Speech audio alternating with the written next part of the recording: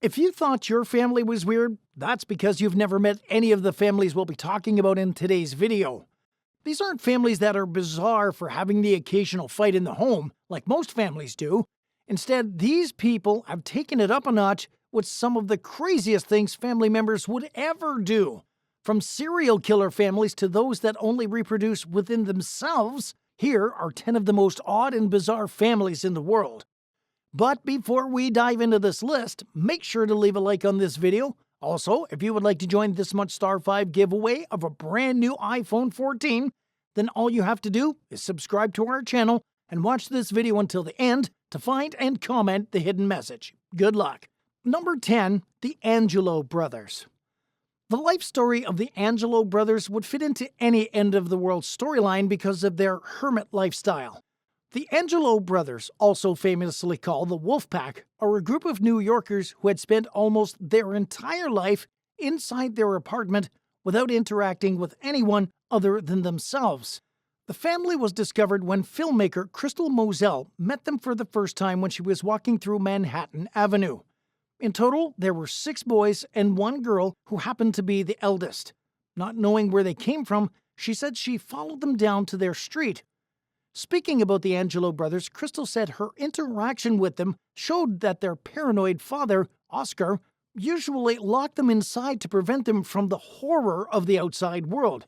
He alone had the only keys that could access the tiny apartment the kids were living in. The only time the ANGULO brothers get to meet other people is when they visit the cinemas, where they get to see movies like Dark Knight Rises, Harry Potter, and Reservoir Dogs. They never attended schools in the community, thanks to their mother Suzanne, who went on to obtain a teaching certificate to make her qualified to teach the 6 brothers and their sister from home rather than the conventional school. Number 9. The COLT family. The COLT family are one of Australia's most bizarre families. The family became famous in 2012 after it was discovered that they had been engaging in incest for more than 4 generations. It was difficult for the authorities to find out about the odd family because they kind of lived off the grid. The settlement is an isolated hill behind the country town. The family was discovered after the police found the isolated family area due to the bad smell of urine and feces smell from the area. To evade arrest, Tom Colt, the family patriarch, has been moving the family base between rural Victoria and Western Australia.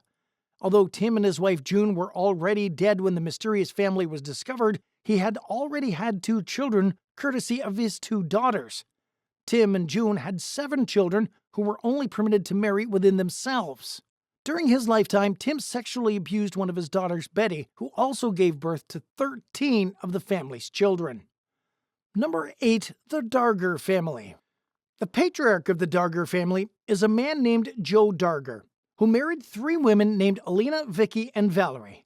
Before marrying his 3rd wife, he had earlier married Alina and Vicky on the same date, while Valerie, Vicky's twin sister, joined the train after she divorced her husband. Not ashamed of their lifestyle, the Darger family have their own special on TLC called My 3 Wives. Joe Darger is a 4th-generation polygamist. By law, only Alina is his legally recognized wife, but that hasn't stopped the construction company owner from referring to Vicky and Valeria as his wives. The family has 20 children together with additional 5 stepchildren to the count, which makes the total of the number of the Darger family 25. In the state of Utah, polygamy used to be a criminal offense until it was decriminalized in 2020. Number 7. The Mummified family. Most cultures part with the remains of their loved ones after the burial stage has been completed. However, the situation is way different among the Trojan community in Indonesia. The month of August every year is a date set aside for the reunion among the Trojan community in Indonesia. The month of August is sacred to the Trojans because that is the time of the year to exhume the remains of their dead loved ones to redress them. The community believes the journey into the afterlife is a long trip, so to keep them in good shape, the entire community usually chooses August as the month to clean up their tomb, which is to them a sign of honor. The essence of exhuming the body is to help the Trojan family see how their deceased loved one is enduring their journey in the afterlife. When the corpse looks fresher, it's a sign of a blessing. Number 6. The Turpin family. The story of the Turpin family only came to the limelight in 2018 when one of their 13 children, a girl, managed to escape from the family horror home. The Turpin home was a mini prison, and judging from the look of their pale children, one can only imagine what those kids went through living under the family roof. All of the children looked terrible, to the extent that it will be difficult to know their real age because of how malnourished they were. On most occasions, the Turpin couple would chain their own children.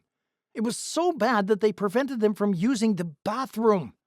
The only option the kids had was to spill feces on the floor. On a fateful day, after years of planning, 2 of the Turpin girls escaped through the window. Through their testimony, authorities were able to forcefully break into the Turpin apartment to release the others.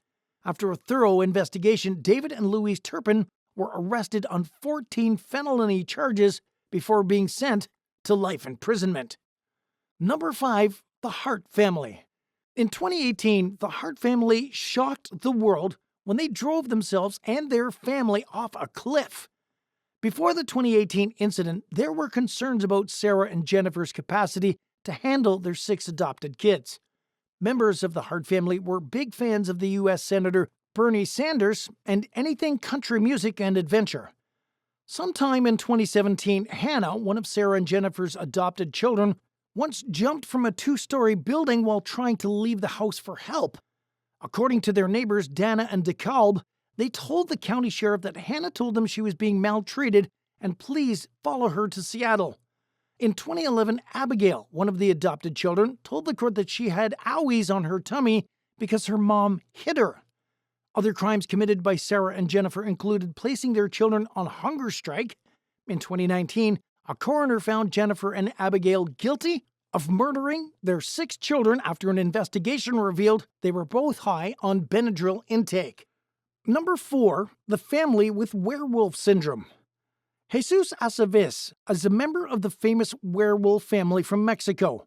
The name werewolf family stuck with Aceves thanks to his unusual facial hair caused by a rare condition known as hypertrichosis.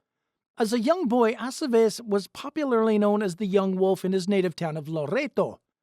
When he was 12, his first occupation was working on a fairground until he and his other brothers were signed by a circus company. The Aceves family all lived next to each other in a residence provided to them by the city mayor, as nobody was willing to rent a property to them. The origin of hypertrichosis is Aceves' gene that was traced to his great-grandmother. Today, more than half of his family are living with the condition, making them the hairiest human family in the world. Number 3. The Bender family. The Bender family are one of America's most infamous families because they were serial killers. In 1872, a lady named Julia Hessler had paid Kate Bender a visit on spiritual grounds. Once getting into the house, she was confronted by 3 other Benders whose sole aim was to rob her of her possessions before killing her. She managed to escape the Benders' family cabin after a hot chase. She informed the town leader about her ordeal with the Benders, but no one believed her story. The Benders left Kansas after the brother of one of their victims, who happened to be a lawyer and a powerful politician, paid them a visit.